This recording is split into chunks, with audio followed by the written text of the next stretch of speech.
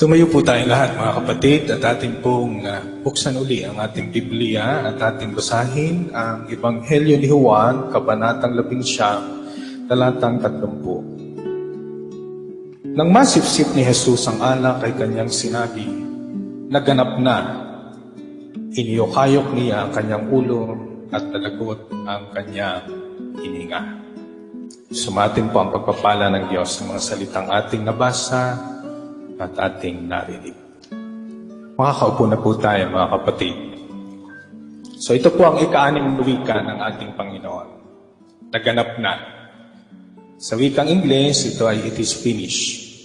Magandang isalin po sa Tagalog yan na natapos na. No? Ang layo kasi ng salitang naganap na. Natapos na. Yun ang kukunin kong salita mga kapatid. Natapos na ang misyon at layunin ng ating Panginoon dito sa daigdig na ito. Na isakatuparan niya na ang plano ng Diyos. Kahit po siya sa sandaling yon ay nasa paghihirap doon sa krus, nakapagsalita pa rin siya ng ganon.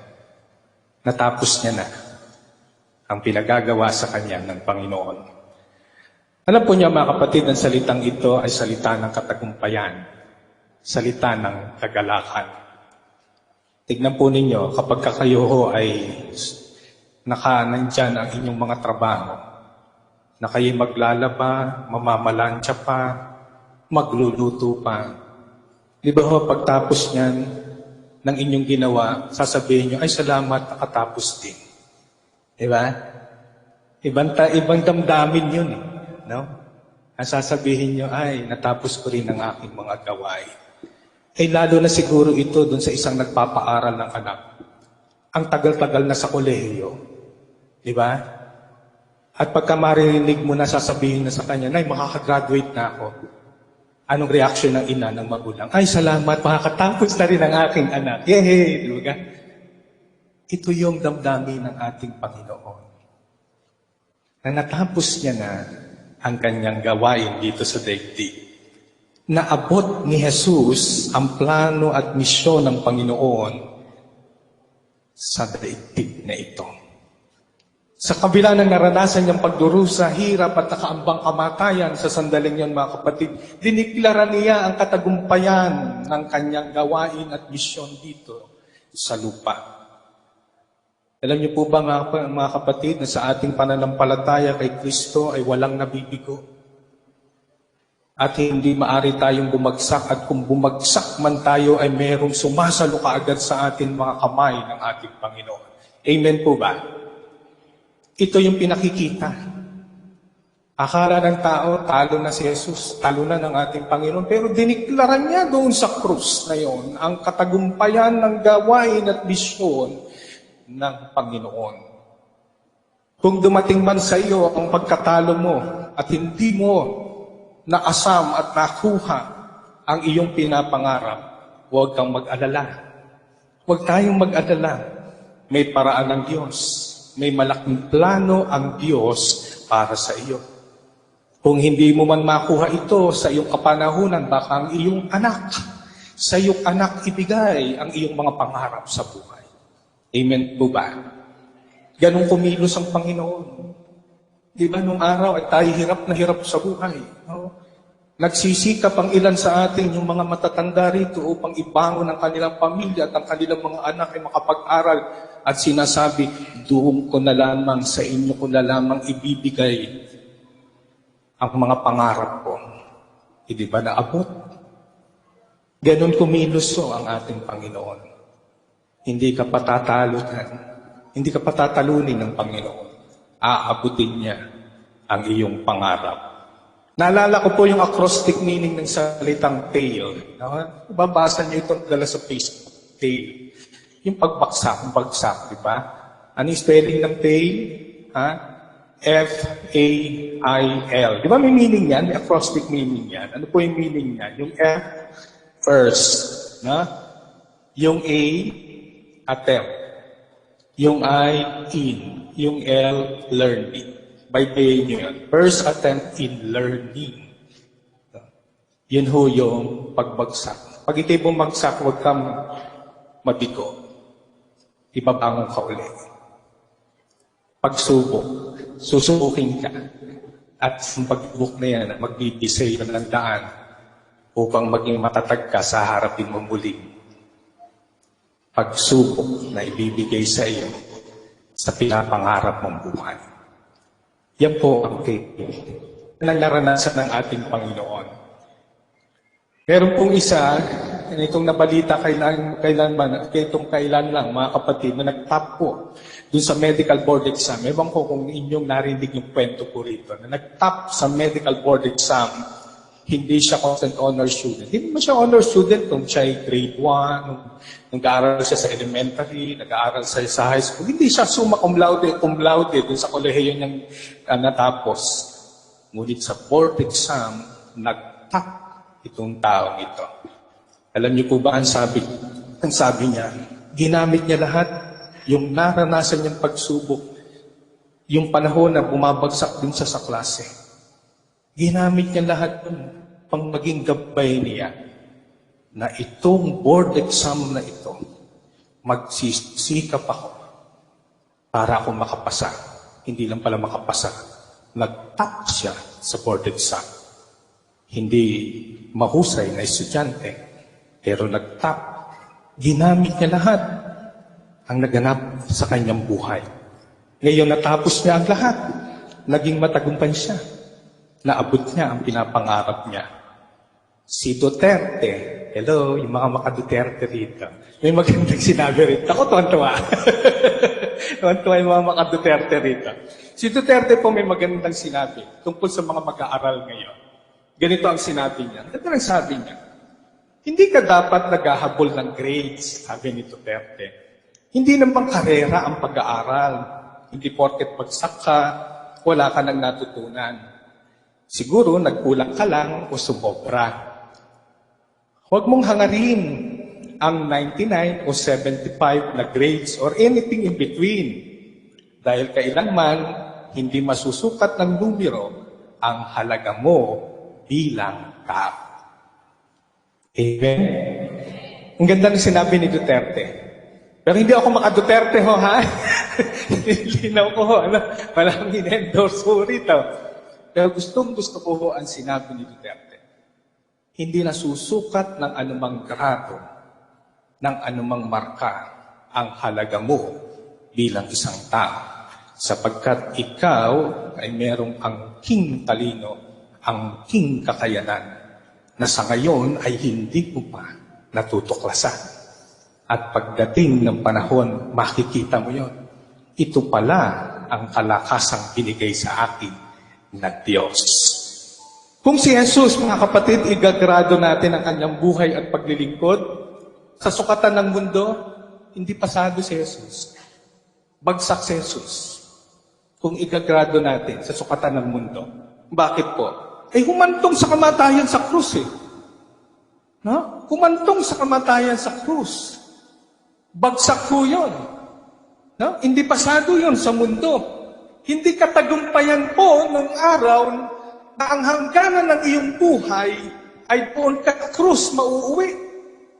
Kahihiyan po yun, mga kapatid. Namatay ang ating Panginoon sa kaparusahan sa krus, kaparusahang kamatayan ang krus. Kahihiyan yan noong araw. Kahangalan at kabobohan po yan. Hindi yan ang pinapangarap ng mga mahuhusay at matatalinong tao sa kapanahunan ni Jesus. Ganito tignan ng mundo ang kamatayan ni Jesus sa krus. Sa unang Korinto, kabanatang 1, talatang 22, sinabi dito ni Pablo, ang pagtingin ng mundo sa kamatayan ni Jesus sa krus. Ang ganda po ng pagkasabi ni Pablo kung paano tignan at paano pagkilala nila sa kamatayan ni Jesus sa krus. Ganito po ang wika ni Pablo. Ngunit ang pinapangaral namin ay si Kristong ipinako sa krus, isang katitisuran sa mga Hudyo at kahangalan para sa mga Hintil. Katitisuran sa mga Hudyo. Alam niyo po bang ibig sabihin niyo, mga kapatid? At kahangalan para sa mga Hintil. Sa mga Hudyo at Hintil, bagsak si Jesus. Ang salitang katikisuran ay kahiyan. Kahiyan para sa mga Hudyo na isang kapwa nila Hudyo ay mamatay doon sa kaparusahan sa krus. Kahiyan yan. No? At kahangalan naman sa mga hindi, ang ibig sabihin ng kahangalan ay kabubuhan. Ay bakit ka magpapakamatay o ba't doon ka pupunta sa kamatayan sa krus?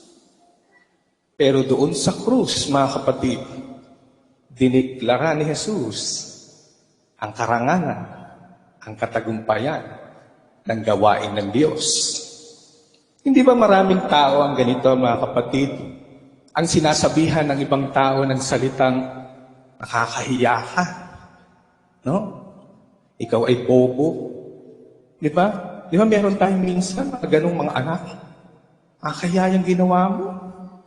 Napakabobo mo naman. Pero alam niyo po ba, may mga anak na yung mga salitang yan ang ginagamit nila upang sila'y bumangon. At pagdating ng panahon, yung bobong anak, sila pa ang mayaman isa doon sa mga normal na anak nung panahon yon. Amen? Di ba may mga pangyayaring ganyan? Kung paano apihin yung hinang anak, yung pala ang magbibigay buhay sa buong pamilya. Di ba? Nakakaahon yung kinahihiya mong anak. Ginamit nila yung mga salitang yon.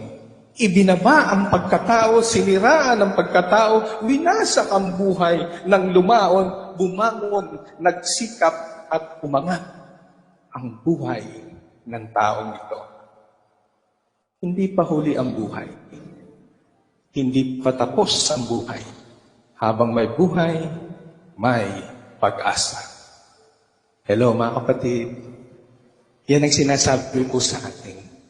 Ang salitang natapos na, mga kapatid, ay nagpapaalala ito na ang kamatayan ay pagtatapos ng iyong buhay. Pagtatapos ang pinagagawa sa iyo ng Diyos sa buhay na ito. Yung mga salita ng ating Panginoon, mga kapatid, yung 7 huling wika ng ating Panginoon, ito'y salita ng pagtatapos ng kanyang buhay. Kung merong last will and testament na sinasabi, na merong huling mga pananalita, ng huling mga habilin, ito yung habilin ng ating Panginoon upang ihanda niya tayo, upang ihanda tayong lahat, kung paano natin idideklara ang ating buhay na matagumpay, kung paano niya sasabihin sa atin o sasabihin natin sa harapan ng Diyos, tagumpay. Di ba ho, pag ako'y naglilibing ho ng patay, ano ho, sa bandang huli ng aking pong mensahe, pinasasabi ko at lalo't kung alam ko ang buhay ng isang taong yon, sabihin natin tagumpay ang buhay ng ating kapatid. Natapos na ang misyon niya sa daigdig na ito. Ito po yung salita ng pananagumpay at paghahanda sa ating lahat sa pagharap natin sa ating Panginoon. Ang salitang ito, mga kapatid, sa atin ngayon ay nagtatanong din bago tayo mamatay o humimlay. Ito rin ang tatanungin sa atin ng Diyos. Pinaghahandaan tayo. Ano ang natapos ng pinagagawa sa iyo ng Diyos? Ano na ang mga nagawa mo na natapos mo na ngayon? Dahil po ang hangganan at kamatayan ay darating at walang makapigil niyan pagdating niyan sa ating buhay. Sa unang wika ni Jesus, ganito po ang pinaghahanda sa atin tungkol sa pagpapatawad. Ganito ang sinasabi sa atin ng Panginoon kung paano natin sasabihin natapos na. Natapos mo na bang patawarin ang iyong mahal sa buhay? Ang iyong anak? Ang iyong kaibigan? Ang ibang tao? Bago dumating sa iyo ang hangganan ng buhay? Natapos mo na ba sabihin ang salitang patawad? Yun ang pinaghahanda ho sa atin ngayon.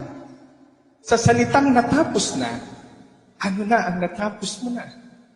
Natapos mo na bang sabihin ang pagpapatawad? Sa ikalawang wika po ng ating Panginoong Hesus tungkol sa isang salarin na nagtanggol sa Kanya, ganito ang tanong din sa atin ng Panginoon. Natapos mo na bang ipakilala ang pananampalataya at paniniwala mo kay Jesus sa ibang tao? Natapos na ba ang pagmimisyon mo?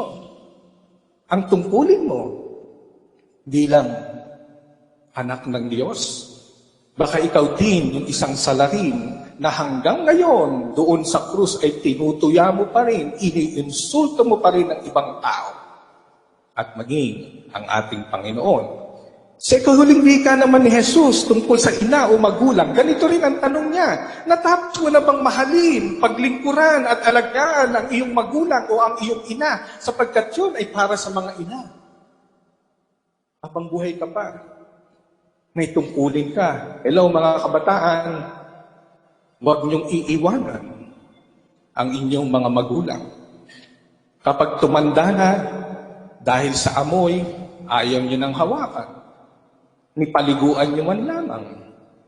Di ba? Maraming mga kabataan, maraming ganyan tao. Iniiwan na lamang doon sa isang kwarto. Kung minsan, ikinukulong doon sa isang kwarto, kinakandaduhan, baka makalabas, baka makapunta saan-saan, at lalo kung may sakit na demensya. Di ba? Ganun tratuhin natin minsan yung ating mga ina. Kung minsan, dinadala na lamang doon sa mga center. Ha? Doon sa home for the aged, kawawa ang ating mga ina. Yan ang tatanungin sa inyo. Natapos nyo na bang alagaan, mahalin ang inyong mga magulang? Ang ika-apat na mga wika ay tungkol naman ito sa pagtitiwala sa Diyos. Sabi nga doon, Diyos ko, bakit mo ako pinabayaan? Ito yung tanong na nagtatanong sa iyong pananampalataya at pananalig sa Diyos. Natutunan mo na bang magtiwala ng lubos sa Diyos?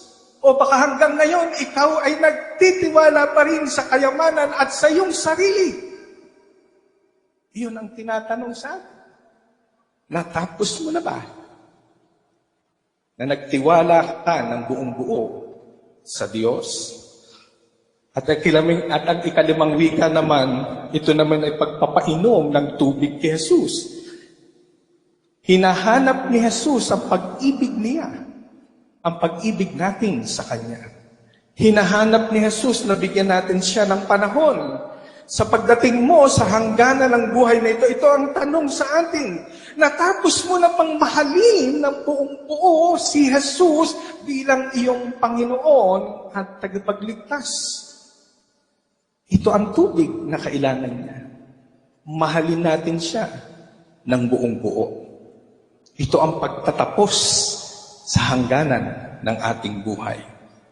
Habang buhay pa tayo, sikapin natin na yung katapusan ng lahat, masasagot natin ito at sasabihin natin, natapos ko na, naganap na, tagumpay ang buhay na ipinagkaloob ng Diyos sa akin. Sa pangalan ng Ama, ng Anak, at ng Espiritu Santo, bigyan po natin ng malakas ng papuri, ng pagpapasalamat at palakpak ang ating Panginoon. Amen.